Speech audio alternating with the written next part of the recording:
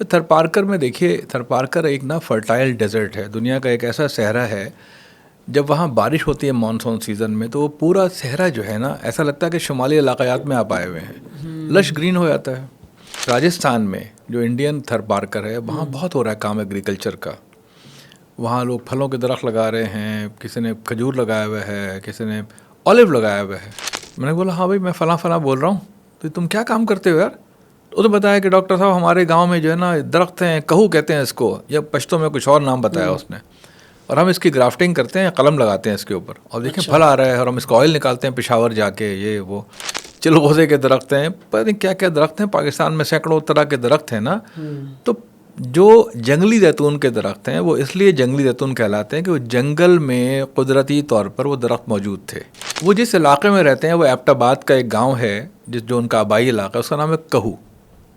اچھا، اب یہ اسی سے یہ نام ہی کہو ہے، اور وہ اسی وجہ سے کہو کے درخت تھے اس گاؤں کے اندر. آپ یقین کریں کہ ان کو تک میری وجہ سے پتہ چلا کہ بھئی یہ جو ہے نا کہو زیتون کو کہتے ہیں. ایک دو لوگوں نے ٹرائی کیا، وائلڈ آلو سے آئل نکالوایا، پھر ان کو ہم نے مجھے ٹکرائے، وہ انہیں کوئی ریکگنائز نہیں کر رہا تھا کہ یار یہ بیکار چیز ہے. یہ ہم نے ان کی ویڈیوز بنائی، پروموٹ کیا. جب میں نے پروموٹ کیا تو لازمات ہے لوگ مجھ پہ اعتماد کرتے ہیں کہ نہیں یار یہ آدمی ٹھیک بولتا ہے، غلط باتیں نہیں بتاتا. یہ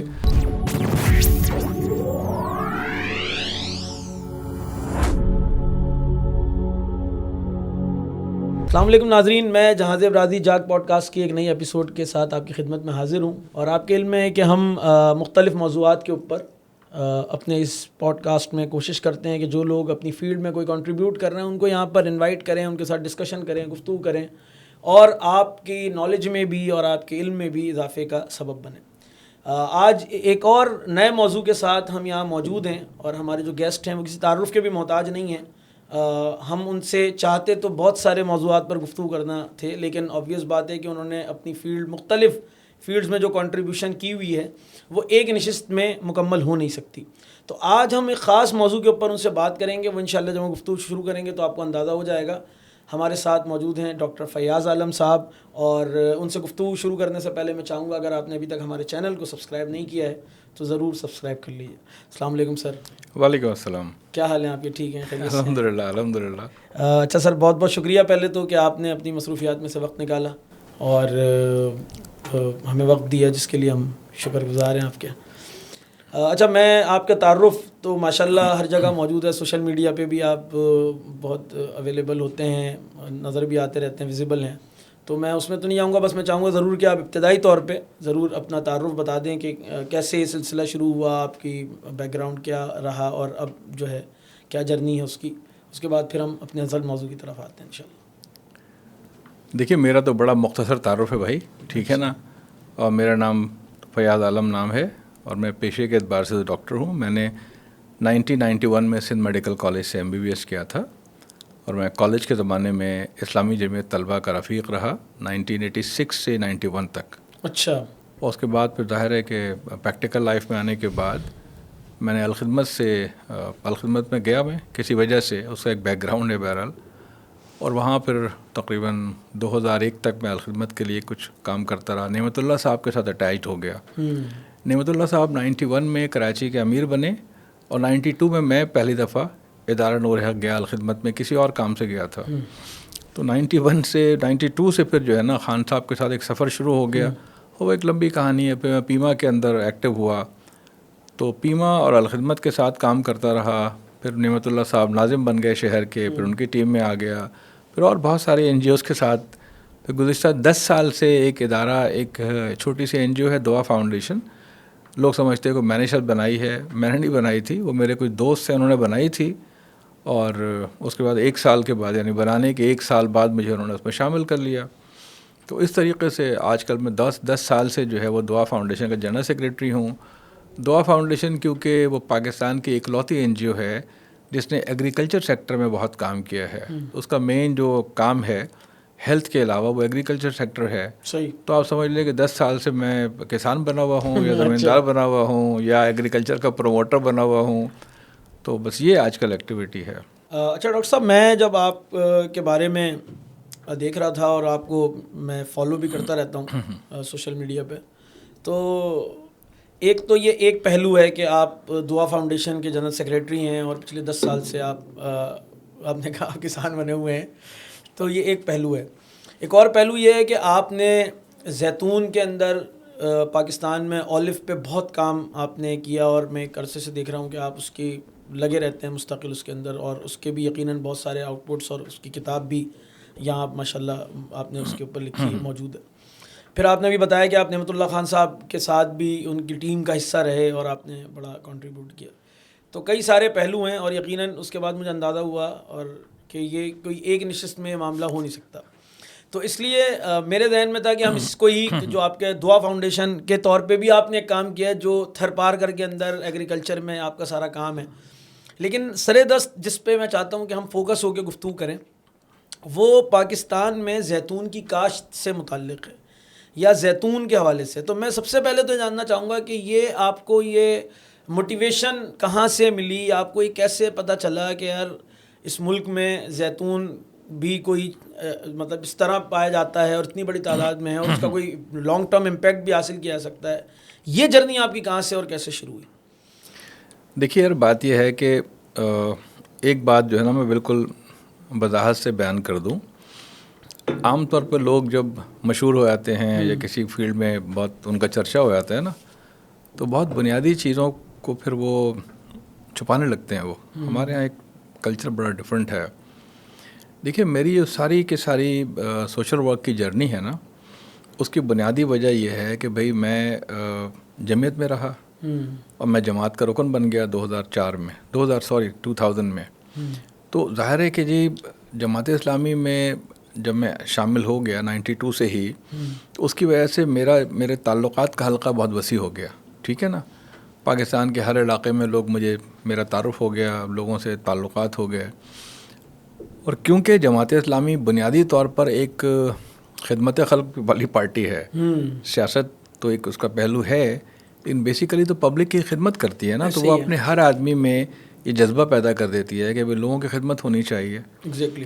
تو آپ یوں سمجھ لیجئے کہ میرے تو تقریباً ہر کام کا حوالہ جو ہے نا وہ جماعت اسلامی ہی ہے کہیں نہ کہیں. این جی اوز کے نام اور کام سے فرق نہیں پڑتا، اس کا کوئی بھی حوالہ ہو سکتا ہے. میں نے بہت ساری این جی اوز کے ساتھ کام کیا ہے، لیکن بنیادی حوالہ اس کا یہ ہے کہ بھئی میں کیونکہ جماعت اسلامی کا آدمی ہوں، میں جماعت اسلامی کا رکن ہوں، تو اور میری شناخت یہ ہے اور الحمدللہ مجھے اس پہ فخر ہے. ٹھیک ہے، تو میں جو کام بھی کرتا ہوں ظاہر ہے میرے ساتھ بہت سارے لوگ ہوتے ہیں. ٹھیک ہے، تو ان بہت سارے لوگوں کی وجہ سے ہم بہت طرح کے کام کر لیتے ہیں. تو اس چیز کو کلیئر ہونا چاہیے کہ ہمارے اس کام کی، یعنی میرے سارے کاموں کے پیچھے جو اصل موٹیویشن ہے وہ یہ ہے کہ میری وابستگی کس تحریک کے ساتھ ہے اور میرا کنبہ بہت بڑا ہے. ٹھیک ہے، اب ہم آتے ہیں زیتون کی طرف. دیکھیے ہوا یہ کہ میں 1998 سے تھر پا کر جاتا رہا تھا. ٹھیک ہے، 98 میں جب جماعت اسلامی نے وہاں کام شروع کیا نا، تو میں ان پہلے 2-3 لوگوں میں شامل تھا جو تھر پا کر، نعمت اللہ صاحب مجھے تھر پا کر لے گئے. ٹھیک ہے، جب وہاں گیا تو بہت سارے کام ہم نے شروع کر دیے. اس کے بعد ایک گیپ آ گیا. ٹھیک ہے، اور ظاہر ہے ہم دیگر کاموں میں مصروف ہو گئے.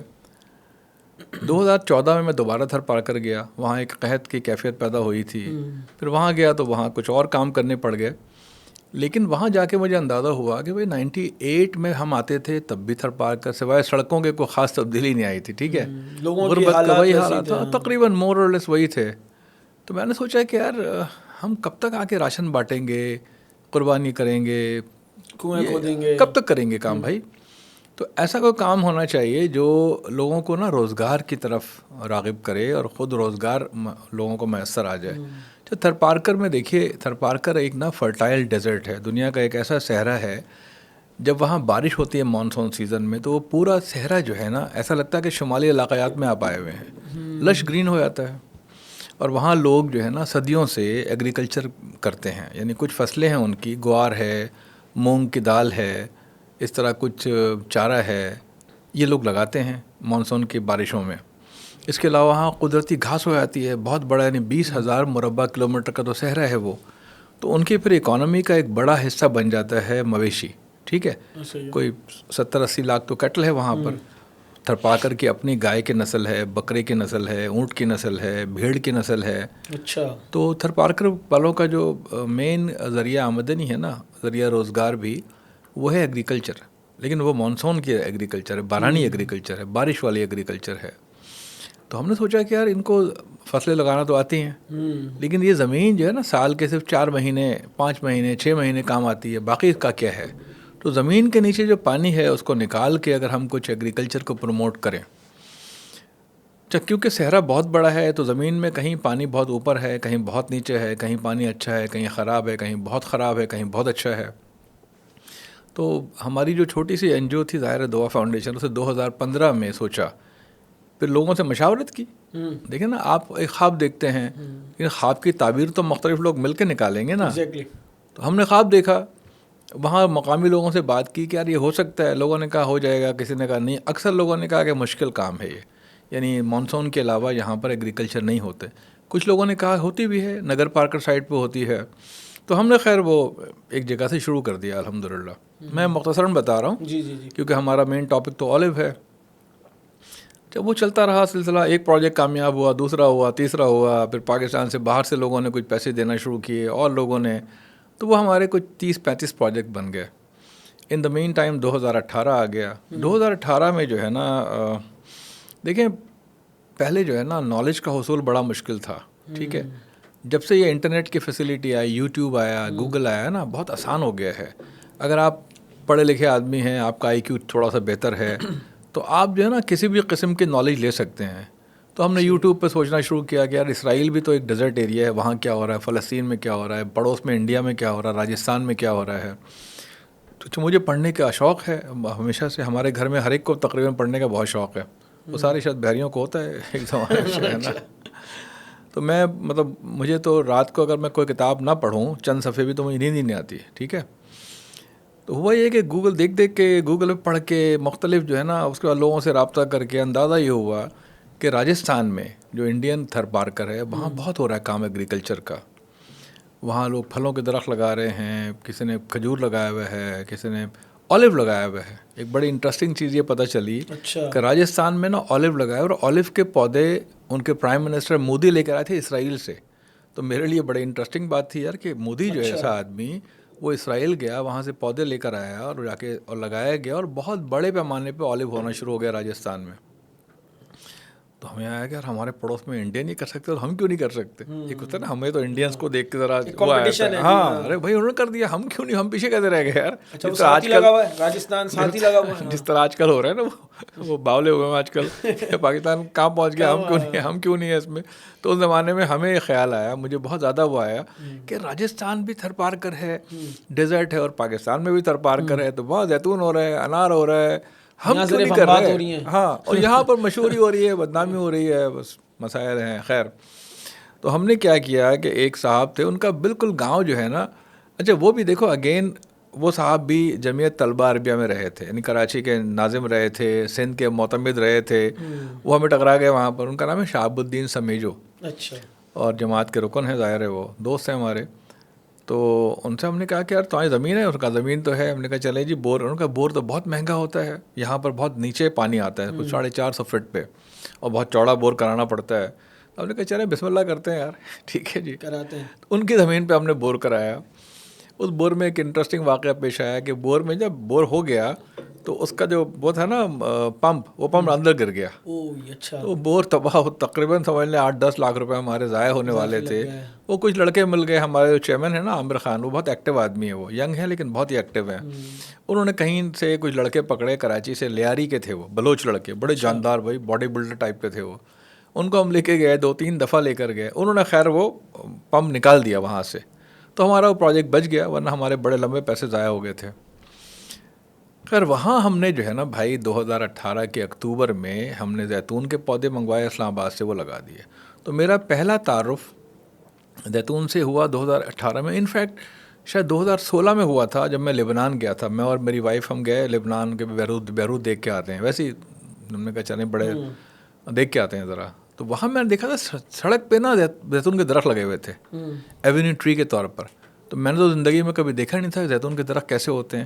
تو میں نے پوچھا لوگوں سے کہ یار یہ ہوٹل کے سامنے درخت لگا ہوا ہے، کس چیز کا درخت ہے؟ تو انہوں نے کہا یہ اولیو ٹری ہے یہ. تو بڑا اچھا لگا مجھے کہ یار بڑے پرانے درخت تھے، بڑا خوبصورت لگ رہے تھے وہ.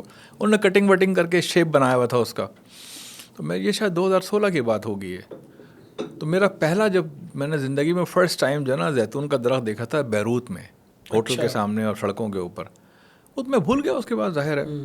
پھر 2018 میں ہم نے اسلام آباد سے منگوا کے، جب مجھے یقین کریں آپ، مجھے کچھ پتہ نہیں تھا کہ زیتون کی کتنی قسمیں ہوتی ہیں، یہ کالا زیتون کیا ہوتا ہے، ہرا زیتون کیا ہوتا ہے، اور اس کا آئل کیسے نکلتا ہے. ظاہر مجھے کیسے پتہ لگے گا یار. صحیح بات ہے. بچپن سے ہم سنتے تھے کہ اسپین میں، اٹلی میں، فلسطین میں، موراکو میں یہاں ہوتا ہے نا زیتون. تو پاکستان میں کدھر ہوتا ہے زیتون بھائی؟ کسی کو نہیں پتا تھا.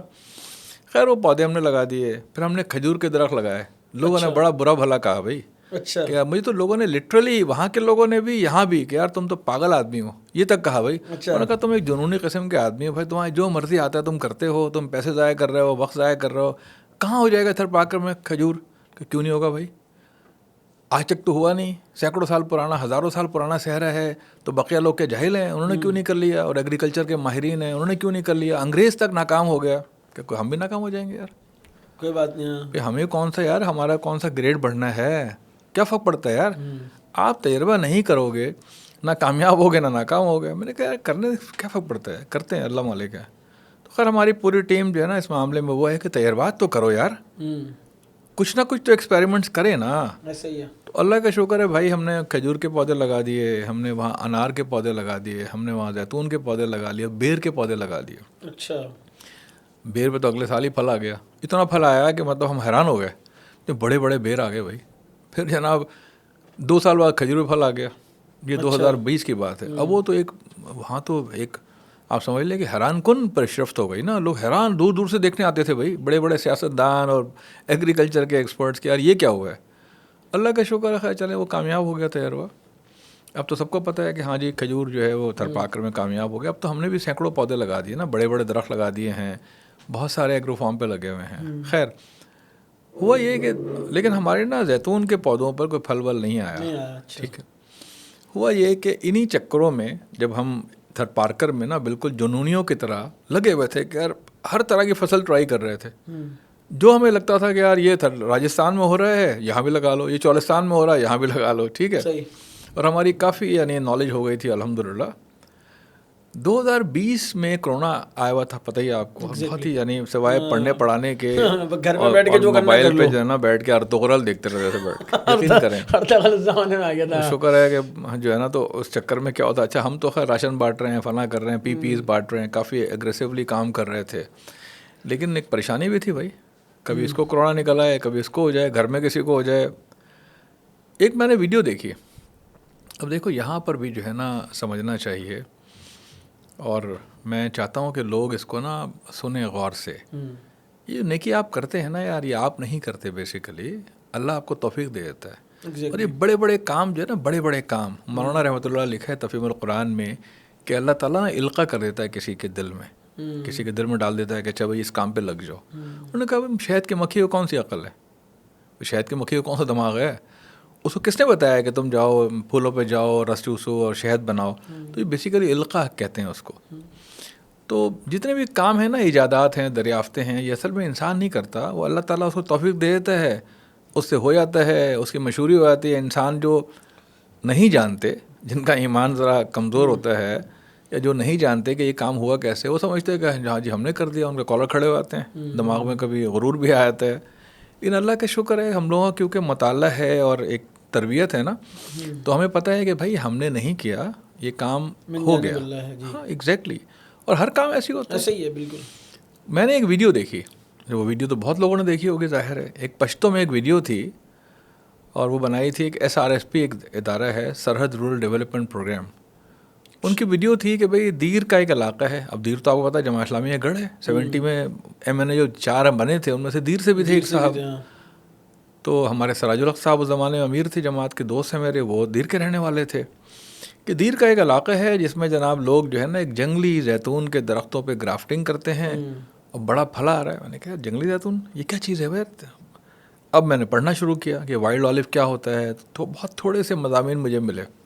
خیر اسے کچھ ہی عرصے کے بعد میرا اسلام آباد جانا ہوا. یعنی میں نے یہ ویڈیو دیکھی ہے تو چند ہفتے کے بعد جو ہے نا میرا اسلام آباد جانا ہوا. کوئی وجہ ہوگی اس کی. وہاں ایک ادارہ ہے IPS کے نام سے، انسٹیٹیوٹ آف پالیسی اسٹڈیز. اس کے جو ایک کرتا دھرتا تھے وہ ہمارے دوست ہیں نوفل بھائی، بالکل بھائی کی طرح ہیں. پھر خالد بھائی ہیں، خالد رحمان صاحب. تو میں وہاں گیا اور میں جس طرح ہم بیٹھے نا اس کمرے میں، تو میں بیٹھا ہوا تھا ایک کمرے میں نوفل کو ویڈیو دکھائی، موبائل اپنا کھولا. میں نے کہا نوفل ایک دیکھنا ذرا یہ ویڈیو، یہ کیا چیز ہے یار، یہ جنگلی زیتون لوور دیر میں یہ ہو رہا ہے. اچھا میں نے ان کو ویڈیو دکھائی نوفل کو کہ بھائی یہ ویڈیو دیکھو ذرا یار. اس نے دیکھی، اس میں بڑی انٹرسٹنگ چیز ہے. فیاض بھائی کیا چیز ہے یار؟ وہاں پر 2 لوگ اور بیٹھے تھے. ایک تھے ان کا نام تھا سردار علی یوسف زئی، جو خود لوور دیر کے رہنے والے تھے، IPS کے ایسوسیٹ تھے وہ. اور ایک تھے ناصر عباسی جو کشمیر کے رہنے والے تھے. تو انہوں نے کہا یار ڈاکٹر صاحب یہ کہو جو ہے کہو یہ تو ہمارے علاقے میں بہت ہے کشمیر میں. اور سردار علی یوسف زئی نے مجھ سے کہا کہ یہ جو آدمی یہ کر رہا ہے فیملی ہے، یہ تو میرے رشتہ دار ہیں، جاننے والے ہیں میرے. میں نے کہا لو بھائی اچھا. میں نے کہا نمبر دو اس کا بھائی. تو انہوں نے مجھے نمبر دیا ایک محمد اسرار نام کے ایک بندے کا. میں نے کال کی اس کو. میں نے بولا ہاں بھائی میں فلاں فلاں بول رہا ہوں، تو تم کیا کام کرتے ہو یار؟ تو اس نے بتایا کہ ڈاکٹر صاحب ہمارے گاؤں میں جو ہے نا درخت ہیں، کہو کہتے ہیں اس کو، یا پشتوں میں کچھ اور نام بتایا اس نے، اور ہم اس کی گرافٹنگ کرتے ہیں، قلم لگاتے ہیں اس کے اوپر، اور دیکھیں پھل آ رہا ہے، اور ہم اس کا آئل نکالتے ہیں پشاور جا کے یہ وہ. تو میں نے ناصر عباسی سے کہا کہ تمہارے جو گاؤں میں درخت ہیں کہو کے، اسے مجھے تو نہیں پتا تھا کہ ان کو زیتون کے درخت ہیں یہ. اچھا ہمارے یہاں تو کسی کو نہیں پتا یہ. اچھا. تو میں نے اس سے پوچھا کہ میں نے اس سے کہا بلکہ اس بندے سے اسرار سے، میں نے کہا اگر تمہیں ہم کشمیر بلائیں اور ہم تمہیں پیسے دیں تو تم آؤ گے وہاں پر، تم یہ کام کر دو گے؟ ہاں میں کر دوں گا. اسے ہم نے ایک طے کر لیا، طے ہو گیا کہ اچھا بھائی وہ صاحب کشمیر آئیں گے، اسلام آباد آئیں گے، اور ہم بھی پھر جائیں گے ساتھ میں لے کے ان کو، اور وہاں جا کے کشمیر میں کرافٹنگ کرا دیں گے. میں کراچی آ گیا. میرے ایک دوست ہیں وہ بھی جماعت سے وابستہ ہیں لیکن صحافی ہیں، وہ PTV میں جاب کرتے ہیں، وہ سینئر رپورٹر ہیں وہاں کے، سہیل جمالی. وہ بھی لیاقت آباد میں رہے ہیں آپ کے علاقے میں. ٹھیک ہے. تو ان کو میں نے کہا کہ یار بھائی یہ ایک نیا ایک ہے پروجیکٹ، ٹھیک ہے جی، تو چلنا ہے اسلام آباد. کہنے چلے چلتے ہیں جی بسم اللہ. تو میں اور سہیل جمالی چلے گئے اسلام آباد. وہاں سے ہم نے بلایا، اسرار آیا، ناصر عباسی ہمارے ساتھ تھے. ان کا گاؤں ہے باغ میں، ٹھیک ہے نا، کشمیر میں. وہاں ہم چلے گئے ان کے گاؤں میں. وہ جناب سڑک پہ ہزاروں پودے لگے ہوئے تھے، بڑے بڑے درخت لگے ہوئے تھے. ٹھیک ہے جی. تو وہاں پھر ہم 2 دن رہے. بڑی انہوں نے مہمان نوازی کی، بڑا ماشاء اللہ خیال رکھا. وہاں انہوں نے کوئی 200-300 درختوں پہ گرافٹنگ کر دی. ٹھیک ہے. اس کی ہم نے ایک موبائل سے، اچھا ہمارے وہم و گمان میں نہیں کہ ہم سے کیا کام اللہ تعالیٰ لے رہا ہے، ٹھیک ہے، اور اس کا آگے جا کے اس کا نتیجہ کیا نکلے گا، امپیکٹ کیا آئے گا. ہم تو ایک ایکٹیویٹی سمجھ رہے ہیں اس کو، شوق کے اپنے. وہاں پر میں نے کچھ موبائل سے نا ویڈیو بنائی، اور کچھ سہیل جمالی نے بنائی، کچھ لوگوں کے انٹرویوز کیے.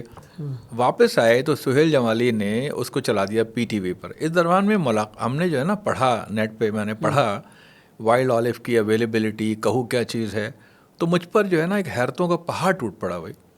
پتہ ہے چلا کہ پاکستان کے پہاڑی علاقوں میں، یعنی پنجاب کے پہاڑی علاقوں میں، مری وغیرہ میں، KPK میں، بلوچستان میں اور کشمیر میں، کوئی اس وقت 8-8.5 کروڑ درخت تھے. یہ 86 کا ایک اسٹیٹس وہ تھا، اپنا اسٹڈی تھی 86 کی، کہ وہ 8 کروڑ درخت ہیں جو کہو جنگلی زیتون کے، وائلڈ آلیو ہے، جو جنگلوں میں پایا جاتا ہے. مطلب لوگ پوچھتے ہیں جنگلی زیتون کیا ہوتا ہے؟ وہ درخت جو جنگل میں پایا جاتا ہے. ٹھیک ہے.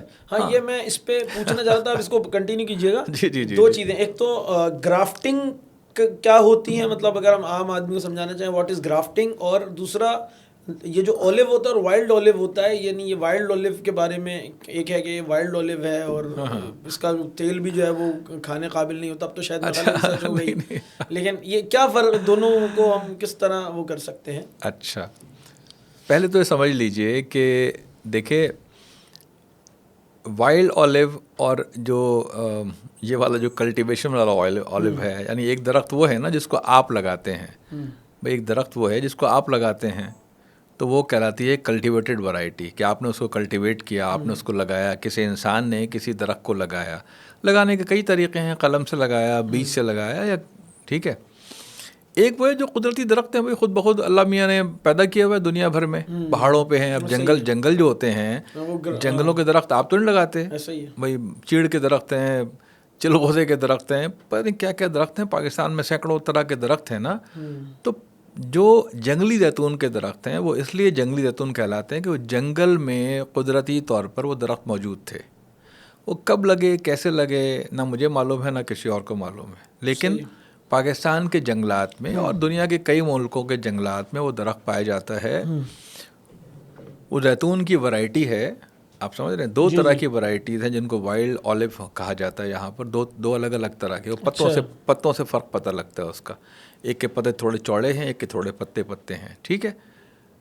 اب رہا سوال یہ کہ بھائی یہ جو وائلڈ ورائٹی ہے اس کو جنگلی زیتون یا وائلڈ اولیو اس لیے کہا جاتا ہے, بتا دیا میں نے کہ بھائی وہ وائلڈ جنگل میں ہوتا ہے, قدرتی طور پہ ہوتا ہے وہ, ٹھیک ہے. گرافٹنگ کیا ہوتی ہے؟ دیکھیں گرافٹنگ جو ہے نا یہ ایک ایسا فن ہے جو انسان نے قبل مسیح میں سیکھ لیا تھا. اچھا, دیکھیں انسان کا سب سے پہلا پیشہ کیا ہے؟ پہلا پیشہ تو بھائی ایگریکلچر ہی ہے نا, اگا کے کھانا ہے, اگا کے کھانا ہی ہے نا, یہ جنگل توڑ کے کھانا ہے جو اگا کے کھانا ہے. ایگزیکٹلی. تو انسان نے جو ہے نا قبل مسیح میں ہی یعنی زمانہ قدیم میں بھی ایگریکلچر میں بہت سارے ایکسپیریمنٹ کر لیے تھے اور گرافٹنگ بھی سیکھ لی تھی. یعنی ایک درخت ہے جنگل سے انہوں نے, فرض کرو آم ہے, میں کامن سینس میں سمجھاؤں لوگوں کو, عام الفاظ میں آم ہے نا, آم کے پودے 2 طرح سے ہوتے ہیں. ایک بیج ہے, بیج سے لگا دیں آپ, وہ نکل جائے گا پودا, درخت بن جائے گا, پھل بھی آئے گا. ایک ہوتا ہے کہ آپ نے قلم لگائی اس کے اوپر, آپ نے بیج والا پودا لگایا, کاٹا, قلم لگا دی دوسرے پودے کی, ٹھیک ہے, تو وہ قلمی آم کہلاتے ہیں. وہ اس طرح بیر ہوتا ہے. صحیح. کراچی کے اب ینگ لوگوں کو تو شاید اتنا اندازہ نہ ہو, ہمارے دور میں نا اسکولوں کے باہر ابھی بھی شاید کہیں کہیں ملتے ہوں یار, چھوٹے چھوٹے بیر ہوتے ہیں لال رنگ کے, ہے نا, چھوٹے بیر. وہ اصل میں بیر کی جھاڑیاں نما پودے ہوتے ہیں, یا بڑے درخت بھی ہو جاتے ہیں بعض اوقات میڈیم سائز کے, ان میں چھوٹے سائز کے پھل آتے ہیں, چھوٹے سائز کے, اتنے نا, بعض اوقات بہت چھوٹے بھی آتے ہیں, لال رنگ کے, بیری کہتے ہیں اس کو, چھوٹی چھوٹی. انہی درختوں پہ آپ گرافٹنگ کر دیتے ہیں, ٹھیک ہے نا, قلم کاری جسے کہتے ہیں. آپ نے شاخ کاٹی اس کی اور نئی قلمیں لگا دی اس میں آپ نے, وہ جو پھل پیدا ہوتا ہے نا بڑے سائز کا ہوتا ہے وہ. اچھا, آپ ایک ہی درخت پر مختلف طرح کی پھلوں کے درخت لگا سکتے ہیں, یعنی مختلف ورائٹیز کے. مثال کے طور پر بیر کا درخت ہے تو بیر کی 2-3 ورائٹیز کی قلمیں لگا دی, تو ایک ہی درخت میں کیا ہوگا, الگ الگ طرح کے بیر لگے ہوں گے. ایکسپیریمنٹ لوگ کرتے رہتے ہیں, لیکن عام طور پر ایکسپرٹس کہتے ہیں کہ نہیں کرنا چاہیے ایسا. ایک درخت پر ایک ہی طرح کی ورائٹی کا قلم لگانا چاہیے. خیر, تو ہوا یہ کہ بھائی پاکستان میں نا اولیو کے ایکسپیریمنٹس تو پاکستان بننے سے پہلے سے ہو رہے تھے. لیکن دیکھیے ایک پرابلم جو ہوتے ہیں نا کہ بھائی ایگریکلچر میں کوئی ایکسپیریمنٹ ہو رہے ہیں, اس سے میرا آپ کا کیا واسطہ ہے؟ صحیح بات ہے. اور سب سے بڑا جو المیہ تھا سوشل میڈیا کے آنے سے پہلے, وہ ہمارے جو ایگریکلچر کے ایکسپرٹس ہوتے ہیں نا, وہ بڑے عام طور پہ نا انکلوسیو قسم کے لوگ نہیں ہوتے. وہ میری تو بہت جان پہچان ہو گئی ہے وائس چانسلر سے, بڑے بڑے ماہرین سے. میں نے دیکھا کہ بڑے اچھے لوگ ہیں, بڑے ایکسپرٹ, بڑے زبردست لوگ ہیں. وہ اپنے تجربات کو نا عام لوگوں تک پہنچانے میں کوئی خاص انٹرسٹ ان کا نہیں ہوتا. وہ جب ان سے بات کرو کہ یار آپ نے بتایا کیوں نہیں, تو کہتے یہ ہمارا کام نہیں ہے, ہمارا کام ریسرچ تھا, ہم نے ریسرچ کر دیا, چیز کامیاب ہو گئی. یہ کام ہے ایکسٹینشن والوں کا. ایک ایگریکلچر ڈپارٹمنٹ جو نا سرکاری, اس میں 2 ہوتے ہیں ڈپارٹمنٹ. ایک ہوتا ہے ایگریکلچر ریسرچ, ایک ہے ایگریکلچر ایکسٹینشن. تو وہ کہتے ہیں یہ ان کا کام ہے, توسیع کہتے ہیں اس کو اردو میں نا. تو اچھا, ہمیں تو خیر ظاہر ہے نہ ہمیں ان کا پتہ نہ ان کا پتہ. ہمارا کام ہم تو سمجھتے ہی ہیں, کامن آدمی تو یہ کہے گا نا کہ بھائی تم کامیاب ہوگا, تم پھیلاؤ اس کو یار. وہ اللہ کا شکر ہے کہ اب جو ہے نا کچھ ہماری بھی ایفرٹس ہیں, کچھ ظاہر ہے ان کی بھی, اب ماشاء اللہ ان کو بھی سمجھ میں آ گیا ہے کہ سوشل میڈیا استعمال کیے بغیر اپنی بات پہنچانا اب ممکن نہیں ہے. یہ ایک فری کا ٹول ہے یار. آپ نے تجربہ کیا, کامیاب ہو گیا, پہنچائیں لوگوں کو. خیر, وہ یہ تھا کہ مشرف صاحب کا دور تھا. ویسے تو دیکھیں پاکستان کی سرزمین پہ نا اولیو جو ہے بہت پرانا کاشت ہو رہا تھا, بہت پہلے. پاکستان بننے سے پہلے ایکسپیریمنٹس ہو رہے تھے, اور بہت میں نے پورے اپنی کتاب میں ڈیٹیل لکھی ہے ہر آدمی کی کہ کس آدمی نے کب کیا تجربہ کیا. سوات کے نواب نے بھی کیا, بہت کچھ ہو رہا تھا. لیکن 1999 میں مشرف صاحب کا دور تھا. ایک پشاور کے ایک صاحب تھے ڈاکٹر زر قریش, اور ایک احمد سید صاحب تھے, ٹھیک ہے. ان لوگوں نے جو ہے نا اولیو کو پہ بہت کام کیا. یہ افغانستان گئے. افغانستان لوگوں کو ظاہر معلوم کیسے ہوگی, ظاہر یہ تو ایسی باتیں نہیں معلوم ہونا. دیکھیں افغانستان کا جلال آباد جو ہے نا وہ بالکل پشاور جیسا ہے اس کا انوائرمنٹ. وہاں پر ظاہر شاہ کے دور سے اولیو ہو رہا تھا. وہ اٹلی سے آیا تھا, کہاں سے آیا تھا مجھے معلوم نہیں ہے. وہاں بڑے بڑے باغات لگے ہوئے تھے, آئل نکلتا تھا, اچار بنتا تھا, پوری فیکٹریاں لگی ہوئی تھیں وہاں پر. اچھا. تو یہ پتہ چلا ہمارے کوئی افسران کو, یہ لوگ وہاں گئے. اب طالبان کا دور آ گیا تھا اس زمانے میں. خیر وہ وہاں سے قلمیں لے کر آئے, وہاں سے پودے لے کر آئے, اور پشاور میں ایکسپیریمنٹس کیے, ٹھیک ہے. پھر انہیں جب پودے بڑے ہو گئے درخت بن جائے تو انہیں کی گرافٹنگ سٹارٹ کی. 2001 سے گرافٹنگ ہو رہی تھی دیر میں, 2004 وغیرہ میں زیادہ ہوئی, دیر میں ہوئی, باجوڑ میں ہوئی, ایبٹ آباد میں ہوئی, اور ملک کے کئی علاقوں میں جو ہے نا اولیو پہ کام ہو رہا تھا. لیکن انفارچونیٹلی پاکستان میں نا ایک ادارہ تھا, اس کا نام تھا oil seed development board, Pakistan oil seed development board. Oil seed بیج. اصل میں دیکھیں, لوگوں کو شاید کم لوگوں کو معلوم ہو کہ پاکستان میں نا 1970 تک یہ جو ایڈیبل آئل ہے یہ امپورٹ نہیں ہوتا تھا. یہ اچھا, ہاں, گھی تھا, بناسپتی گھی تھا, فلاں تھا, سرسوں کا تیل تھا, لوگ استعمال کرتے تھے, ٹھیک ہے. 70 کے بعد ہوا یہ ہے کہ پاکستان میں نا خوشحالی بڑھی ہے مڈل ایسٹ کی وجہ سے. سعودی عرب گئے, دبئی گئے, پاکستان سے باہر لوگ گئے, پیسہ آنا شروع ہوا. پیسہ آنا شروع ہوا تو آپ کے کھانے پینے کی عادات بدلیں, کپڑے پہننے کی عادات بدلیں, کھانے پینے میں آئل کا استعمال بڑھ گیا. اور وہ استعمال ایسا بڑھا کہ آج پاکستان دنیا میں آئل, ایڈیبل آئل استعمال کرنے والا پر کیپٹا سب سے بڑا ملک ہے. یعنی پر کیپٹا ہم جو آئل استعمال کرتے ہیں نا 24 لیٹر ہوتا ہے سال کا وہ. اچھا, انگلینڈ میں 6 لیٹر ہوتا ہے. ایک بندہ سال میں 24 لیٹر آئل ہم پی آتے ہیں, کھا پی آتے ہیں. مطلب تو بڑا نقصان دہ بھی ہے, لیکن ہم تو بھائی دیکھو نا اوپر سے بھی آئل ڈالتے ہیں نا, وہ لگا دیں کیا دال میں کیا تڑکا لگانے کے لیے, وہ دال فرائی لے آؤ, دال فرائی نہاری پہ لگا ہوتا ہے اوپر سے, جب تک وہ حالانکہ دل کے امراض بڑھ رہے ہیں, دل کے امراض بڑھ رہے ہیں, ہارٹ اٹیکس ہو رہے ہیں, ڈائبٹیز بڑھ رہی ہے, لیکن ہم پہ کوئی فرق نہیں پڑتا بھائی. تو ہوا یہ کہ ایڈیبل آئل کا استعمال بڑھتا گیا. الٹیمیٹلی یہ ہوا آج پاکستان جو امپورٹ ایکسپورٹ کا خسارہ ہے نا, اس میں ایک بڑا کنٹریبیوشن ایڈیبل آئل کا بھی ہے. بھائی آپ سال میں $5.5 ارب کا ایڈیبل آئل امپورٹ کرتے ہیں. $5.5 ارب جو ہے نا بہت بڑی رقم ہے. $1 ارب کے لیے تو آپ مانگتے پھرتے ہیں, اندازہ ہی آپ کو. $2 ارب UAE نے قرضہ مانگ لیا, واپس مانگ لیا. $2 ارب $5.5 ارب کا ایڈیبل آئل امپورٹ کرتا ہے پاکستان. پاکستان میں جو ایڈیبل آئل ہے نا وہ صرف 15% پیدا ہوتا ہے, باقی 85% آپ امپورٹ کرتے ہیں.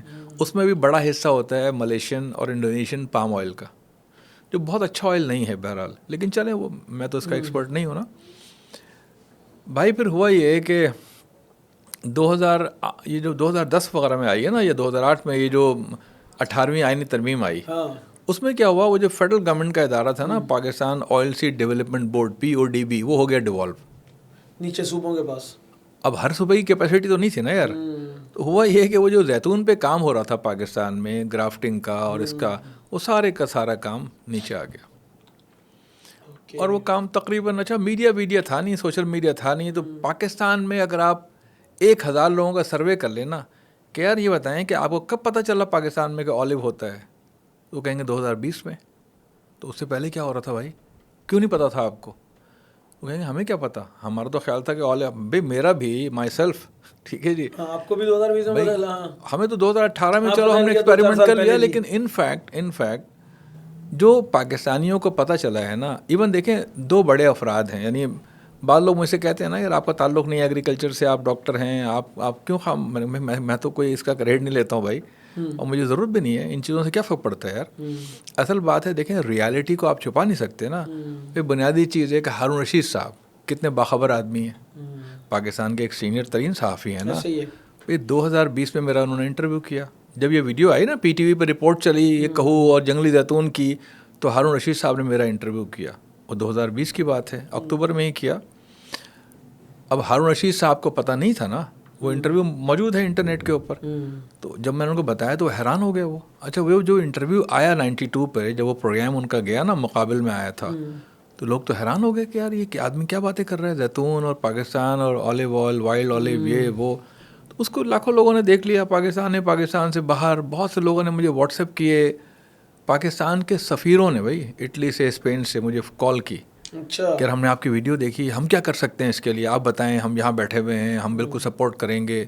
کئی منسٹرز کی کال آئی, کئی صحافیوں کی کال آئی. پھر مجھے کامران خان کی جو ٹیم ہے نا ان کے ایک صاحب کی کال آئی. پھر کامران خان صاحب نے, اب دیکھیں کامران خان اور ہارون رشید یہ بڑے آئیکنز ہیں, بڑے صحافی ہیں اور ان باخبر لوگ ہیں یہ. تو ان دونوں افراد کو اگر 2020 میں میری ویڈیوز سے پہلے پتہ نہیں تھا کہ پاکستان میں اتنے بڑے پیمانے پہ زیتون کا پوٹینشیل موجود ہے, تو پھر کس کو پتا تھا یار. صحیح بات ہے. عملاً جو ہے نا پاکستان میں بہت تھوڑے لوگوں کو یہ بات معلوم تھی جو 1% سے بھی کم تھے, جو یا تو یہ کام کر رہے تھے یا پنجاب میں پوٹوہار میں 2015 سے شہباز شریف صاحب نے ایک پروجیکٹ شروع کیا ہوا تھا, پوٹوہار کو آلیو ویلی ڈکلیئر کر کے آلیو لگا رہے تھے, لیکن وائلڈ آلیو کی گرافٹنگ یا وائلڈ آلیو کا جو ہے نا کسی کو پتہ نہیں تھا. آپ کو میں لطیفہ سناؤں, ایک ہمارے دوست ہیں بہت بڑے صحافی ہیں, وہ امت اخبار کے آپ سمجھ لیں کہ ایڈیٹر ہیں, یعنی جو ایگزیکٹو ایڈیٹر ہیں نا وہی ہیں, ان کا نام ہے سجاد عباسی. وہ عوام کے بھی ایڈیٹر رہے ہیں, وہ بڑے صحافی ہیں, جنگ گروپ میں رہے ہیں لمبے عرصے. وہ جس علاقے میں رہتے ہیں وہ ایبٹ آباد کا ایک گاؤں ہے جو ان کا آبائی علاقہ ہے, اس کا نام ہے کہو. اچھا, اب یہ اسی سے یہ نام ہی کہو ہے, اور وہ اسی وجہ سے کہو کے درخت تھے اس گاؤں کے اندر. آپ یقین کریں کہ ان کو تک میری وجہ سے پتہ چلا کہ بھئی یہ جو ہے نا کہو زیتون کو کہتے ہیں. اس سے آپ اندازہ کر لیں, یعنی جو لوگ بھی یہ پوڈ کاسٹ دیکھ رہے ہوں گے نا, بس اس سے اندازہ کر لیں کہ ہارون رشید صاحب, Kamran Khan, B B C کے ایک رپورٹر تھے زبیر, انہوں نے پھر بہت لمبی سٹوری کی ہے اس کے اوپر, بی بی سی میں پڑھی ہوئی ہے کہ زیتون پاکستانی کاشتکار اسے خاموش انقلاب کیوں کہہ رہے ہیں. اس سے بھی انٹرسٹنگ بات یہ ہے کہ میرے پاس ایک فون آیا ایک صاحب کا, ان کا نام ہے ملک امین اسلم. اچھا, یہ عمران خان صاحب کے نا ایڈوائزر تھے, بلین ٹری سونامی کے انچارج تھے. اچھا, ان کا فون آیا, کہنے یار ڈاکٹر صاحب آپ کی ویڈیو مجھے کسی نے بھیجی ہے, یہ کیا ہے کہو یار, یہ تو ہمارے علاقے اٹک کے رہنے والے ہیں وہ. اچھا, تو یہ تو ہمارے علاقے میں بہت ہے, لیکن یہاں تو لوگ کہتے ہیں کہ گرافٹنگ فیل ہے اس کی. اچھا, میں نے کہا سر آپ نے کہاں سے پی ایچ ڈی کیا ہوا ہے؟ میں تو پی ایچ ڈی نہیں کیا ہوا. پھر میں تو M B B S doctor ہوں. یار کمال ہے, مجھے تو خان صاحب نے پتہ نہیں کس نے کیسی ویڈیو بھیجی ہے یہ, اور ہر ایک کہہ رہا ہے کہ یار دیکھو یہ آدمی جو ہے نا اس کو ڈھونڈو بھائی کون ہے یہ. انہوں نے کہیں سے نمبر مل گیا ہوگا. خیر وہ بہرحال ہوا یہ کہ میں نے ان سے کہا کہ سر دیکھیں, میں جو ہے نا بجائے اس کے کہ آپ کو میں ایکسپلین کروں, آپ ایک کام کیجیے, آپ جائیے دیر میں جا کے اپنی آنکھوں سے دیکھ لیں. اچھا, وہ بڑا اسمارٹ آدمی ہے, وہ انٹرنیشنل لیول کا نا ماحولیات کا آدمی ہے وہ. اچھا, بلین ٹری سونامی, لوگوں نے بڑا کریڈٹ دیا ہے اس بات کا خان صاحب کو, بھائی آلیو تو نہیں, مطلب لوگ کہتے ہیں بلین ٹری سونامی میں آلیو ہو گیا. بھائی بلین ٹری سونامی میں آلیو شامل ہی نہیں تھا یار, بلین ٹری سونامی میں آلیو شامل نہیں تھا. اچھا, ہاں بالکل, یہ بات تو مطلب ان کی ایک رپورٹ ہے, اس میں لکھا ہوا کہ لیس دین 1% جو ہے نا آلیو کے درخت لگائے گئے, آلیو نہیں شامل تھا. آلیو پہ کام ہو رہا تھا کے پی کے میں, لیکن آلیو کے نئے درخت لگ رہے تھے اور مشہوری نہیں تھی. دیکھیں نا, ایک چیز کا چرچا ہو گیا, پوٹینشیل پتہ لگ گیا لوگوں کو, تو اب تو لوگ لگا رہے ہیں نا, اب تو لوگ پاگلوں کی طرح مطلب شروع ہو گئے, ہر بندہ کہہ رہا ہے آلیو جناب. اس وقت جو ہے نا ماہرین مجھے بتاتے ہیں, میرے سب دوست بن گئے ہیں, وہ کہتے ہیں کہ بھائی ڈاکٹر صاحب ہم جو ہے نا ان کے پیچھے آتے تھے, کسانوں کے پیچھے کہ آلیو لگاؤ. وہ کہتے ہیں یار بیکار ہے, کون انصاف کرے گا 4 سال, ہم تو 6 مہینے کی فصل لگاتے ہیں یا پھلوں کے درخت لگاتے ہیں جو ہمارے علاقے میں ہوتے ہیں, تم ہمیں کون سے درخت پکڑا رہے ہو. یہ کہہ رہا آپ کی ویڈیو آنے کے بعد یہ ہوا کہ وہ ہمارے پیچھے ہیں, ہم ان سے آگے ہیں, کیونکہ اتنے پودے نہیں ہیں ہمارے پاس کہ ہم ہر ایک کو دے سکیں. تو اللہ کا شکر ہے کہ انقلابی سچویشن پیدا ہو گئی. صحیح. دیکھیں ہوا اس کے بعد پھر یہ ہے کہ بھائی پورے پاکستان میں پتہ چل گیا. اب جب بلوچستان میں آپ بیٹھے ہوئے ہیں اور آپ کو پتہ چل گیا کہ بلوچستان میں آلیو ہو سکتا ہے, گرافٹنگ بھی ہو سکتی ہے, پانی بھی کم چاہیے, ہزاروں سال اس کی عمر ہوتی ہے, اس کا جو آئل ہے بڑا ایکسپینسو ہے, تو بھئی آپ لگائیں گے نا. ایگزیکٹلی. دیکھیں اب تو ہر آدمی, دیکھیں ایک اور بات بھی ہے کہ لوگوں کو بہت کم اندازہ ہے اس بات کا. اچھا اندازہ تو ہو سکتا ہے لیکن لوگ غور نہیں کرتے یا کم غور کرتے ہیں. پاکستان میں ایگریکلچر سیکٹر جو ہے نا, اس میں کام کرنے کا اس لیے بہت زیادہ فائدہ ہے اور بہت آسان کام ہے کہ یہ پرائیویٹ سیکٹر ہے ٹوٹل. میں چاہتا ہوں کہ ہماری نئی نسل نا سمجھے اس بات کو کہ دیکھو بھائی, جو میرا شعبہ ہے ہیلتھ, اس میں آپ کو سرکاری اسپتال ملے گا, جنا اسپتال, سول اسپتال, آپ کو پرائیویٹ ملے گا آغا خان, لیاقت نیشنل, دوسرے اسپتال, آپ کو چیریٹیبل ملے گا انڈس اسپتال, الخدمت اور دیگر ادارے. یہی معاملہ ایجوکیشن کا ہے. آپ ایجوکیشن میں بھئی سرکاری اسکول ہے, پرائیویٹ اسکول ہے, خیراتی اسکول ہے نا. ایگریکلچر میں 1 ایکڑ زمین پر بھی سرکار گندم نہیں اگاتی ہے بھائی. یہ لوگوں کو نا سمجھنا چاہیے کہ ایگریکلچر 100% پرائیویٹ سیکٹر ہے, 100%. میرے جیسا آدمی جس کو الف کا بے پتہ نہیں تھا 10 سال پہلے, اس آدمی نے نئی فصلیں متعارف کرا دیں. ایون سندھ میں دیکھیں ڈریگن فروٹ میں نے متعارف کرایا. اچھا. ٹھیک ہے, اور اس وقت کمرشل کاشت ہو رہی ہے بھائی. جن کے پاس پیسے تھے انہوں لگانا شروع کر دیا گھروں میں, گڈاپ میں. سب سے پہلے تو میں نے ہی ڈریگن فروٹ کی ویڈیو بنائی ہے, سب سے پہلے میں نے ہی یہاں پر جو ہے اپنے گھر پہ لگایا ڈریگن فروٹ. اچھا.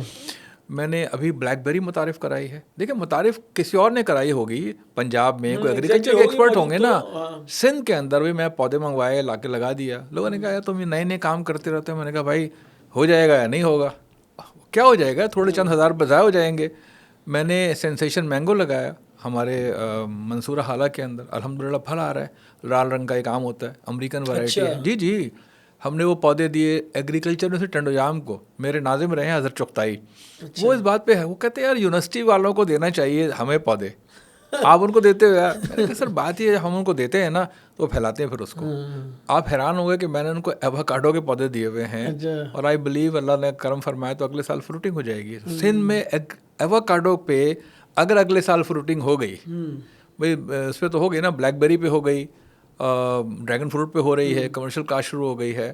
تو ایگریکلچر میں نا اگر آپ کے نالج ہے اور اللہ نے آپ کو توفیق دے دی ہوئی ہے آپ کو, جیسا کہ ہمیں دے دی, ٹھیک ہے, کسی کو بھی دے سکتا ہے وہ, تو پھر آپ جو ہے نا کسانوں کو بتائیے کہ یار یہ کام کرنا ہے, آپ یہ والا درخت لگا لیں, یہ والا پودا لگا لیں, وہ لگا لیں گے, ان کو پیسے کمائیں گے وہ اور لگا لیں گے, ٹھیک ہے نا. اب تھر پارکر میں ہمارے کوئی 60-65 ایگرو فارمز ہیں, تقریباً ہر طرح کی فصل ہو رہی ہے, کلونجی, زیرہ, گندم, ہر چیز, چاول, گنے کے اور کیلے کے علاوہ ہم نے ہر چیز وہاں لگا کے دکھا دی ہے بھائی. تو اب یہ تھوڑی ہو کہ ہر جگہ ہم جائے کرتے ہیں, ہم تو ان کو پروجیکٹ لگا دیا, ان کو ایجوکیٹ کر دیا, ان کو بیج, اس کے بعد تو ماشاءاللہ سیلف سٹارٹ ہو جاتے ہیں یار.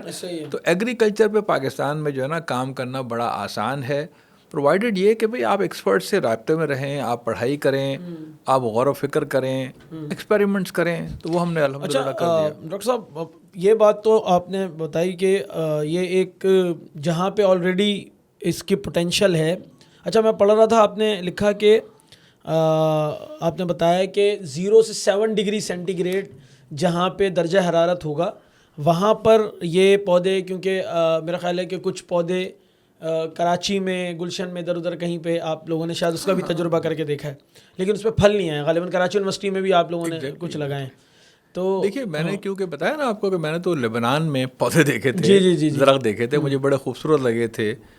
تو زیتون جو ہے نا, زیتون بھی اور بہت سارے پھل ایسے ہوتے ہیں جن کو فروٹنگ کے لیے نا ایک چلنگ آورس کہتے ہیں, یعنی فرام 0 to 7 ڈگری ٹیمپریچر ہوگا مخصوص, کسی کو 700 گھنٹے, کسی کو 400 گھنٹے, کسی کو 300 گھنٹے, تو پھل آتا ہے. زیتون کے بارے میں نے جتنا لٹریچر پڑھا, یا انٹرنیشنل آلو کاؤنسل والوں سے بھی رابطہ رہتا ہے ہمارا, اٹالین ایکسپرٹس ہیں, مارکو مارکیٹی ہیں, دیگر لوگ ہیں, ان سے اب دوستیاں ہو گئی ہیں نا. میرا یعنی جو بھی اب تک اسٹڈیز ہیں اس کے مطابق جہاں 300 گھنٹے چلنگ آورس ملیں گے زیتون کو, وہاں فروٹنگ کرے گا. سندھ کے اندر چلنگ آور ملتے ہیں گورکھ ہل پہ. میں نے بتایا نہیں آپ کو کہ سندھ میں بھی سٹارٹ ہوا نا بہت بڑے لیول پر. سندھ میں یہ ہوا کہ جب میں نے وہاں, میری ویڈیوز مشہور ہو گئیں, انٹرویوز آ گئے, سب کو پتہ چل گیا نا, تو میرے ایک دوست رہتے ہیں دادو میں, ان کا نام ہے شبیر سمرو, صحافی ہیں وہ, ان کا علاقہ جوہی ہے. تو میں نے ان سے کہا کہ یار ہم دیکھتے ہیں کہیں سندھ میں بھی کہیں ہے کہ نہیں ہے وائلڈ آلو. تو ہم لوگ گئے گورکھ ہل, ایک پہاڑی علاقہ ہے, آپ شاید گئے ہوں وہاں, بڑا خوبصورت سا علاقہ ہے. لیکن ہاں سنا میں نے مری, اس کو سندھ کا مری جو ہے نا, وہاں پہنچے تو وہاں سامنے درخت لگے ہوئے تھے. تو میں نے ایک ویڈیو بنائی, وہ ویڈیو بہت وائرل ہوئی, پھر وہ آج ٹی وی پر اور جیو وغیرہ پہ چلی وہ ویڈیو. یعنی اس کے پھر میرے انٹرویوز ہوئے تو پتہ چلا کہ سندھ میں بھی آئل آلو لگا ہوا ہے, لیکن وہ پہاڑی علاقہ ہے نا وہاں پر, اس کے پیچھے بلوچستان ہے. تو پھر کیا ہوا کہ میں نے ایک ای میل کیا ڈاکٹر غفران میمن صاحب تھے, ڈاکٹر تو نہیں, وہ سیکریٹری تھے, فیڈرل سیکریٹری تھے ایگریکلچر کے. تو ان کو میں نے کہا کہ وہ سندھ کو بھی شامل کریں فیڈرل پروگرام میں. بڑے اچھے آدمی تھے, انہوں نے خیر شامل کر دیا. اور آپ حیران ہوں گے کہ ہمارا جو آرمی کا ادارہ ہے, جو SIFC تھا نا, اس نے گورکھ ہل پہ ایک بہت بڑا پلانٹیشن پروجیکٹ سٹارٹ کیا ہے. ان کا کئی لاکھ پودے لگانے کا ارادہ ہے آلو کے, اور کئی ہزار پودے لگا چکے ہیں وہ. تو اب سب سے پہلے گورکھ ہل پہ جو زیتون کا پودا کلٹیویٹڈ وہ ہم نے لگایا تھا جا کے, ٹھیک ہے جی. اور وہاں تو انار اور سیب, اور وہاں ہم نے بہت سارے, ان کو انار کے بہت سارے پودے دیے. تو وہاں پر تو کیونکہ سردی ہوتی ہے نا, تو وہاں تو سیب, انگور, انار ہر چیز ہو سکتی ہے. اور گورکھ ہل تو انشاءاللہ ڈیولپ ہو رہا ہے, چند سالوں میں لوگ وہاں کا انار کھایا کریں گے, ٹھیک ہے. اس کے علاوہ بھی اب تو سندھ کے اندر, لیکن سندھ میں دیکھیں جو لوگ آلو لگا رہے ہیں, تو جہاں پر ٹیمپریچر اتنا ملتا ہے, تھر پارکر میں ہمیں 150 کے قریب چلنگ آورز ملتے ہیں, لیکن 300 نہیں ملے ہیں. تو اس لیے وہاں فروٹنگ کا امکان ذرا کم ہے, یہ شاید نہ ہو.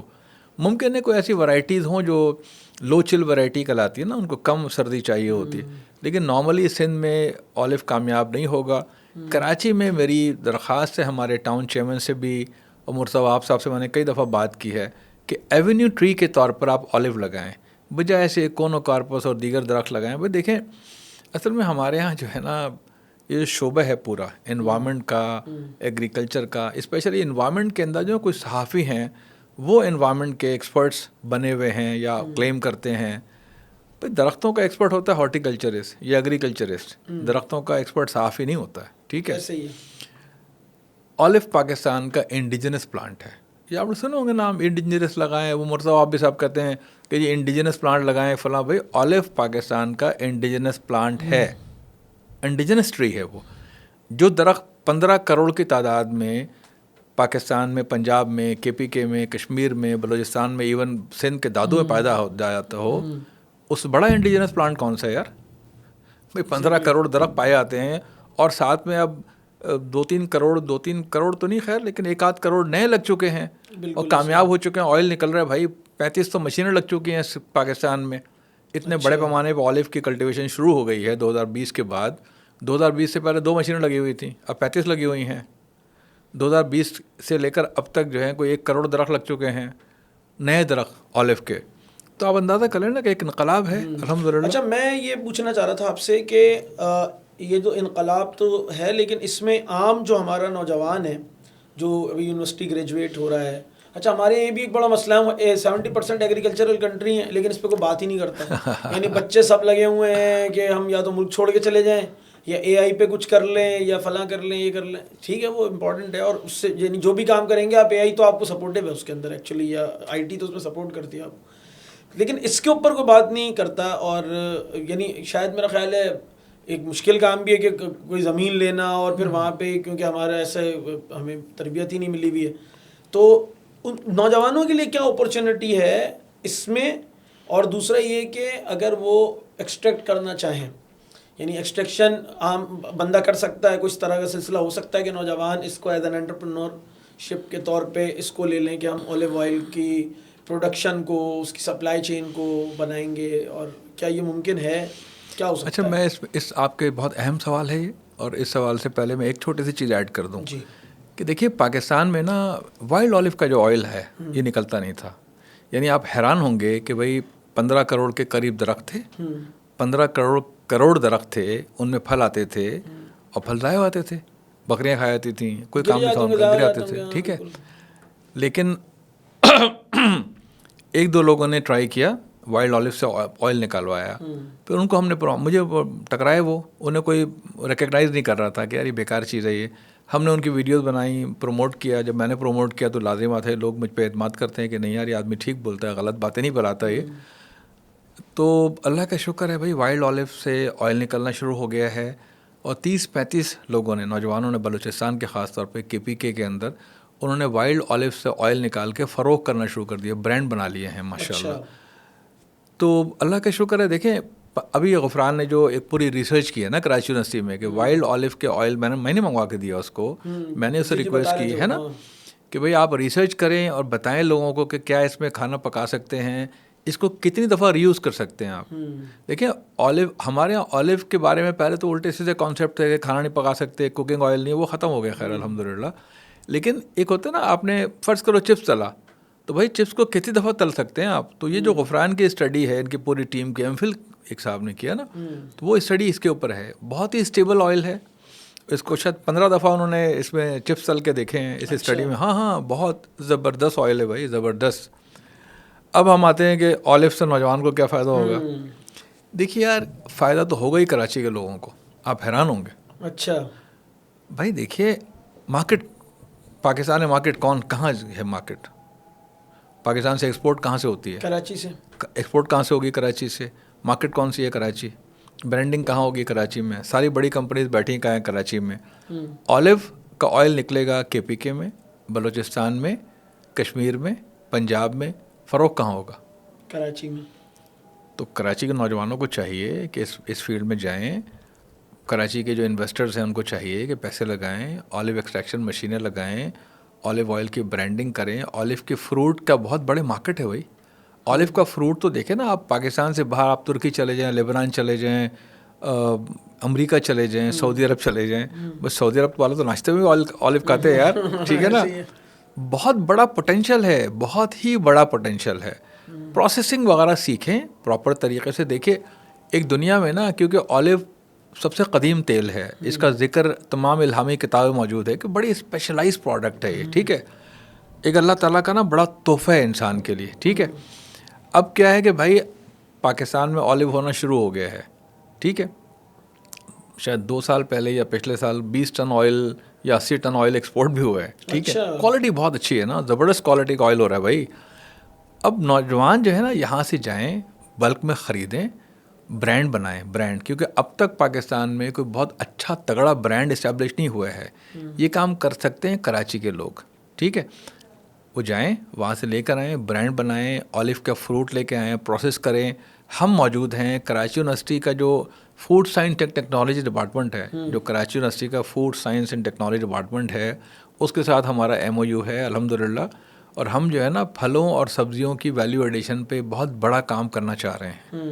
اس میں اور لوگ بھی انوالو ہیں ہمارے ساتھ الحمدللہ. بھائی کراچی کے نوجوانوں کو چاہیے کہ تھوڑا سا آؤٹ آف باکس سوچیں, ٹھیک ہے, اور پھلوں اور سبزیوں کی ویلیو ایڈیشن پہ کام کریں.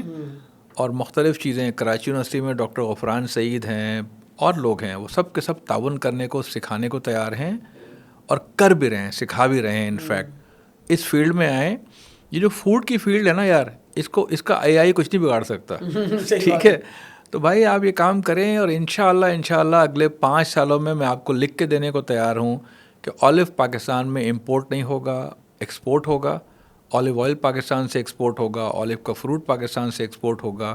اس کی پرائس ابھی مہنگی ہے اس لیے کہ پروڈکشن کم ہے نا, پرائس نیچے آئے گی. اور صرف یہ نہیں ہے, ایگریکلچر جو ہے نا پاکستان کا بیک بون ہے اکانومی کا. لوگوں کو پتہ نہیں ہے یار. لوگ اصل میں ہمارے ہاں لوگ جو ہے نا وہ سمجھتے ہیں کہ انڈسٹری فلاں. بھائی دیکھیے پاکستان میں جو GDP ہے آپ کا, اس کا 24% جو ہے نا, 24% ایگریکلچر کنٹریبیوٹ کرتا ہے. کوئی اور سیکٹر 24% کنٹریبیوٹ نہیں کرتا ہے. پاکستان کی ایکسپورٹ 70% ڈپینڈنٹ ہے ایگریکلچر پروڈکٹس کے اوپر. 70%.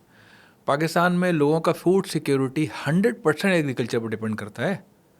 آپ کو گندم امپورٹ کرنی پڑ جائے, آپ کرو گے کیا یار؟ صحیح بات ہے. ایڈیبل آئل میں مرے ہوئے ہم تو, $5 ارب کا ایڈیبل آئل کھائے جاتے ہیں. تو گندم امپورٹ کرنی پڑ جائے, چاول امپورٹ کرنی پڑ جائے, تو ملک چلے گا کیسے آپ کا؟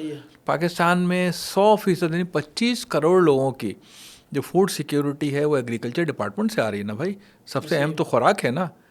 پاکستان میں جو لیبر فورس ہے وہ تقریباً 50% ڈائریکٹلی اور انڈائریکٹلی ایگریکلچر سے وابستہ ہے. 50% عورتیں جو ہے نا, آدھی عورتیں آپ کی جو ہے نا وہ ایگریکلچر کی ورکر ہوتی ہیں. ان کو ہم سمجھتے نہیں ہیں ورکر. بھائی آپ جا کے, بھائی ہم تو دیکھیں نا ابھی منصورہ حالہ میں ہم گندم اگاتے ہیں نا, تو مجھ سے انہوں نے کہا کہ ڈاکٹر صاحب گندم کی ہم کٹائی کروا رہے ہیں, گندم کو وہ کرنا چاہتے ہیں, تو ہم مینولی کرائیں یا مشین لے لیں, تھریشر لے لیں, فلاں لے لیں. میں نے کہا بھائی بت لینا یار, کیونکہ 100 ایکڑ گندم کو جب کٹائی اس کی ہو رہی تھی نا, جب گندم کی فصل کاٹی آ رہی ہوتی ہے, یقین کریں 150 مزدور کام کر رہا ہوتا ہے, ان میں سے آدھی تو عورتیں ہوتی ہیں بھائی.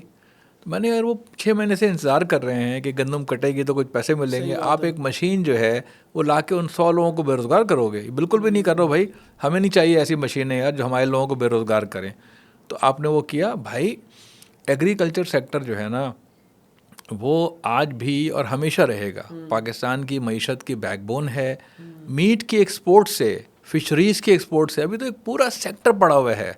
میں سمجھتا ہوں کہ اللہ تعالیٰ نے مجھے زندگی دی اور توفیق دی آپ لوگوں کی دعاؤں سے, تو میں تو اب بلو اکانومی پہ کام کرنا چاہتا ہوں یار. یہ جو سمندر ہے نا, سمندر, ہم مچھلیاں پکڑ کے اور تھوڑا سا فائدہ اٹھا لیتے ہیں. یقین کریں اس سمندر کے اندر اتنا پوٹینشیل ہے, اتنا پوٹینشیل ہے, اتنی چیزیں ہیں, ایسے پودے ہیں جن سے آپ کروڑوں ڈالر کما سکتے ہیں. بھئی آپ ایکسپورٹ کی بہت ساری پروڈکٹس ہیں, ہم نہیں کر پا رہے ہیں. انفارچونیٹلی ہماری جو گورنمنٹس ہیں نا, ہماری جو بیوروکریسی ہے, بہت اچھے لوگ بھی ہیں, بہت سنسیئر لوگ بھی ہیں, اور بہت خراب لوگ بھی ہیں. تو تسلسل نہیں ہوتا. ہمارے یہاں پالیسیز جو ہے نا وہ آج بنتی ہیں, کل کچھ اور, پرسوں کچھ اور. تسلسل ہو, ریسرچ ہو, کمٹمنٹ کے ساتھ کام کی جائے. اور نوجوان جو ہے نا ان غیر روایتی سیکٹرز میں, کراچی کا نوجوان جو ہے, دیکھیں کراچی میں بہت, کراچی ہے, لاہور ہے, ہمارے شہروں میں نا بڑا ہی ٹیلنٹ دیا اللہ نے نوجوانوں کو. اس ٹیلنٹ کو بھائی ایگریکلچر سیکٹر میں لگائیں, فوڈ سیکٹر میں لگائیں. آپ یقین کریں, میں آپ کو بس آخر میں نا ایک چھوٹی سی مثال دوں. غفران کے پاس ایک صاحب آئے, کہنے لگے کہ ڈاکٹر صاحب میں نا کیلے کے چپس بنانا چاہتا ہوں, تو آپ مجھے طریقہ سکھا دیں. جی. تو کچے کیلے سے چپس بنتے ہیں, ساؤتھ انڈین بہت کھاتے ہیں, دنیا بھر میں بکتے ہیں وہ. انہوں نے ان صاحب کو, نوجوان کو سکھا دیا. انہوں نے اپنے گھر پہ کڑھائی خرید لی اور کیلے ڈالنے لگ گئے, سبزی منڈی سے بنا رہے ہیں. اس وقت شاید بتا رہے ہیں ان کے 90 دکانوں پہ بک رہا ہے چپس, وہ 90 دکانوں پہ. اچھا بھائی ایک چیز نہیں ہے یہ, بے شمار چیزیں ہیں, بے شمار. میں کہتا ہوں کہ کوئی بندہ نا گھر پہ اچار بنانا شروع کر دے, اولیو کا یا آم کا یا کسی اور چیز کا. آپ یقین کریں کہ صاف ستھرے اچار کی بہت بڑی مارکیٹ ہے, جس پہ آپ کو یقین ہو کہ یہ جو بندہ اچار بیچ رہا ہے نا یار, یہ اس کا پروسیس بڑا نیٹ اینڈ کلین ہے, لوگ ہاتھوں ہاتھ لیں گے. تو اس والی فیلڈ میں نا اتنا روزگار ہے اور اتنا پوٹینشیل ہے, اس کا لوگوں کو اندازہ نہیں ہے. تو انشاءاللہ میں سمجھتا ہوں کہ اگر پڑھے لکھے نوجوان آئیں گے تو دیکھیں لالچ نہیں کرنی چاہیے. ہوتے ہیں بعض لوگ بیوقوف بناتے ہیں کہ ارب پتی بن جائیں گے, کروڑ پتی. نہیں, آپ محنت کریں گے, گریجولی ترقی کریں گے تو انشاءاللہ ایگریکلچر سیکٹر ہو گیا, جو ہمارا سمندر ہے, جو بلو اکانومی ہے, ان چیزوں کے نتیجے میں انشاءاللہ پاکستان میں روزگار پہلے سے ہی ایگریکلچر سیکٹر میں بہت ہے اور اضافہ ہوگا. ویلیو ایڈیشن ایک بہت بڑا سیکٹر ہے جس میں کوئی کام نہیں ہو رہا پاکستان میں, اس میں کام ہوگا انشاءاللہ. ایکسپورٹس بڑھیں گی آپ کی, اور ایکسپورٹ امپورٹ کا جو بیلنس ہے نا یار, اس بیلنس کو کم کرنے کا صرف ایک طریقہ ہے کہ آپ ایگریکلچر پروڈکٹس کو امپروو کریں. اب ٹماٹر ہے کبھی 100 روپے کلو, کبھی 2 روپے کلو, اور ٹماٹر کی پیوری چائنا سے امپورٹ ہوتی ہے. تو نان سینس ہے یار, یہ بالکل نان سینس ہے. یہ ایگزیکٹلی عجیب و غریب باتیں ہیں کہ آپ جو ہیں چیز امپورٹ کر رہے ہیں سوئٹزرلینڈ سے, آپ سرکہ امپورٹ کر رہے ہیں امریکہ سے. کمال ہو گیا بھائی. جو غفران جیسے لوگ بیٹھے ہوئے ہیں, کراچی یونیورسٹی کا ڈپارٹمنٹ ہے نا, یہ سکھانے کو بالکل تیار بیٹھے ہوئے ہیں. یہ نوجوان جائیں پوچھیں کہ بھائی ہمیں بتا دیں آپ, ہم کیسے کریں یہ سرکہ بھی امپورٹ کریں گے آپ. یعنی آپ کو پتہ ہے میرے گھر میں سرکہ آتا ہے, وہ امریکن ہوتا ہے, بریک کمپنی کا. اچھا ہاں میرا خیال بریک ہی نام ہے اس کا. 1600 روپے کا 400 ml بکتا ہے وہ. اور سرکہ بنانا دنیا کا آسان ترین کام ہے بھائی. پاکستان بھر میں ایک کمپنی ہے, دتو نام ہے, دتو کوئٹہ کی کمپنی ہے, وہ بناتی ہے سرکہ اوریجنل. یہ امریکہ سے آتا ہے, تو ہمارے گھر میں تو وہ آتا ہے امریکن سرکہ. یار کمال لگے, تو خدا کا خوف کرنا چاہیے. صحیح بات ہے بھائی تقریباً خراب پھلوں سے بنتا ہے نا یہ تو ہم ایپل سائڈر جو ہے وہ امریکہ والا پی رہے ہیں یار. تو یہ نہیں ہونا چاہیے, نان سینس ہے یہ. اچھا وہ مجھے ڈاکٹر غفران سعید صاحب نے بتایا کہ کوئی مشین بھی انہوں نے جو ہے نا وہ آئل ایکسٹریکٹ کرنے کی خود جا کے بنوائی. تو یہ کیا ممکن ہے کہ یہ اس کی کیا کاسٹنگ آتی ہے, اور اگر کوئی 2-4 نوجوان مل کے کام کرنا چاہیں تو کیا از اٹ پاسبل, یعنی اتنا ہے پاسبل کیا مطلب پاسبل ہی پاسبل ہے بھائی. دیکھیں وائلڈ آلیو کا آئل نکالنا تو آسان ترین کام ہے. وائلڈ آلیو جو ہے نا وہ چھوٹا پھل ہوتا ہے نا, وہ خشک ہو کے اور چھوٹا ہو جاتا ہے. تو اس خشک ہونے کے بعد پانی نکل جاتا ہے پھل میں سے, تیل رہ جاتا ہے. وہ تو تیل تو ہمارے واٹر پمپ پہ وہی بیٹھا ہوا ہے جو آئل نکالتا ہے 25 طرح کا. میں نے خود اس سے آئل نکلوایا ہے بھائی. میرے پاس کوئٹہ سے ایک صاحب آئے, ایک صحافی تھا نا یہ جو جیو کا جو شہید ہو گیا تھا, ولی بابر کے بھائی آئے میرے پاس. وہ فیس بک کے فالوور ہوں گے میرے, ظاہر ہے. اور وہ 2 بوریاں لے کر آ گئے تھے. اچھا ڈاکٹر صاحب میں تو بڑا فین ہوں آپ کا, اور ہمارے یہاں دیکھیں ہمارے یہاں تو آئل ہمارے باپ دادا کے زمانے سے نکالتے رہے ہیں اس کا. میں نے کیسے, ان کا ہماری روایتی مشینیں ہوتی تھی, ہاتھ کے کولو ہوتے تھے. تو میں نے کہا اب انہوں نے کہا آپ کے واٹر پمپ پہ ایک بندہ بیٹھا ہوا ہے, آپ یقین کریں میں اسی بوری کو پکڑ کے لے گیا وہاں پر, اسے میرے سامنے آئل نکال دیا یار. اچھا یار کمال ہو گیا یار. بھائی آسان کام ہے, میں بتا رہا ہوں آپ کو. بس میں کوئی خواہ کے خواب نہیں دکھا رہا کہ کروڑ پتی, ارب پتی, بلین فلین, ایسا کچھ نہیں ہے. محنت کریں گے اللہ تعالیٰ ہاتھ پکڑ لے گا یار. ہم SMC میں پڑھتے تھے بھائی, ایک چھپر والا ہوٹل تھا صدر میں, چھپر والا ہوٹل, وہ بریانی بیچتا تھا وہ. ٹھیک ہے, ہم جاتے تھے بریانی کھانے کے لیے, سستی ہوتی تھی ظاہر ہے. وہ ہمارے دیکھتے دیکھتے بھائی وہ اسٹوڈنٹ بریانی تھا وہ. ٹھیک ہے, تو محنت کی نا اس شخص نے یار. صحیح بات ہے. تو محنت کریں گے انشاءاللہ, طریقے سے محنت کریں گے, ایمانداری سے. اس والے سیکٹر میں نا, آئل سیکٹر میں گنجائش بہت ہے. جو آدمی آلیو لگائے گا وہ کبھی پچھتائے گا نہیں, اس لیے کہ آلیو کی اور ایڈیبل آئل کی مارکیٹ بہت بڑی ہے. بھائی اب ہر سال $5.5 ارب کا امپورٹ کر رہے ہیں, تو جتنا مرضی لگا لیں آپ یار. آئل کی ضرورت تو AI سے تو آئل کا مسئلہ نہیں ہوگا نا, مطلب ہر سال چاہیے کل پھر چاہیے. بھائی میرے ان یہ جو آئل سیڈ کراپس ہیں نا, ان میں کبھی آلو والا کیس نہیں بنے گا, سمجھا نہیں, ان کے ریٹ کبھی کم نہیں ہوں گے, اور ان میں کبھی یہ نہیں ہوگا کہ جی اچھا بھائی اب تو ختم, اب کیا کریں. جتنی مرضی پروڈکشن کر لیں آپ, جب $5 ارب کا امپورٹ کر رہے ہیں ایڈیبل آئل, تو آپ جتنی مرضی سرسوں لگا لیں, کنوڑا لگا لیں, بنوڑا لگا لیں, جو مرضی لگا لیں یار. آئل سیڈ کی تو کبھی بھی جو ہے نا مارکیٹ خراب نہیں ہوگی. ऑलिव के जितने मर्जी दरख्त लगा लें, पाकिस्तान में ऑलिव की डिमांड कभी कम नहीं होगी, यहाँ नहीं होगी, पाकिस्तान से बाहर होगी। एग्जैक्टली सदियों से हो रही है भाई। ऑलिव तो सदियों पुराना प्रोडक्ट है ना यार, कदीम तरीन तेल है, कुरान में जिक्र है, हर इल्हामी किताब में जिक्र है। तो ऑलिव जो है ना एक विन विन सिचुएशन है। सही। लेकिन लालच नहीं होनी चाहिए, कोई खाम बहा के ख्वाब ना दिखाए किसी को। मेहनत करें लोग, इम्प्रूव करें, मेहनत करें, इम्प्रूव करें, मेहनत करें। और कराची में इस वक्त भी 2-2.5 अरब रुपए का ऑलिव ऑयल इंपोर्ट होता है। वो नहीं होना चाहिए, वक्त के साथ नहीं होगा। मगर पाकिस्तान के नौजवानों को ना ब्रांडिंग करनी पड़ेगी। देखें, टपाल आपका ब्रांड है ना, सही है। मल्टीनेशनल को उसने मुश्किल में पैदा कर दिया ना उसने भाई। ब्रूक बॉन्ड कहाँ गया, लिप्टन कहाँ गया। तो कराची के लोगों में ना बड़ा, ये जो आपका मसाले का ब्रांड है, शान मसाला है, लोकल ब्रांड है ना यार। तो कराची के नौजवानों में, लाहौर के नौजवानों में, पाकिस्तान के हर इलाके के नौजवानों में ना बड़ा टैलेंट है। बड़े मेहनती लोग हैं, बड़े पॉजिटिव नौजवान हैं हमारे, उन्हें गाइड करने की ज़रूरत है। मैं तो एक छोटा सा आदमी हूँ भाई, लेकिन मेरा कहना ये है, जो अच्छे लोग हैं, जो पढ़े लिखे लोग हैं ना, उनको आगे आना चाहिए, नौजवानों को गाइड करना चाहिए। फूड सेक्टर में बड़ा पैसा भी है और बड़ी गुंजाइश है, बहुत गुंजाइश है। और इस वक्त तो बड़ा गैप भी है।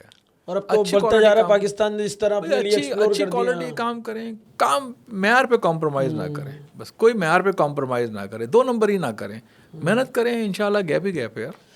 ठीक है sir, thank you very much, बहुत बहुत शुक्रिया।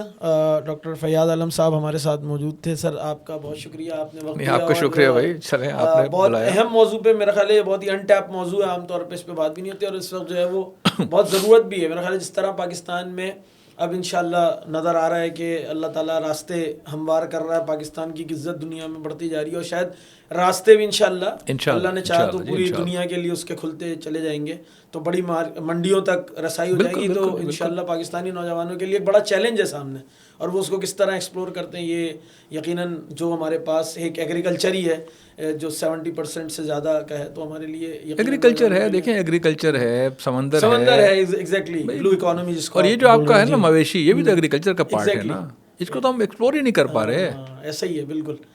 तो sir thank you very much, बहुत शुक्रिया, और यकीनन अल्लाह ताला से दुआ है कि हमारे नौजवान भी और ओवरऑल मुल्क भी इससे ग्रो करे, तरक्की हो और पाकिस्तान आगे बढ़े इंशाल्लाह।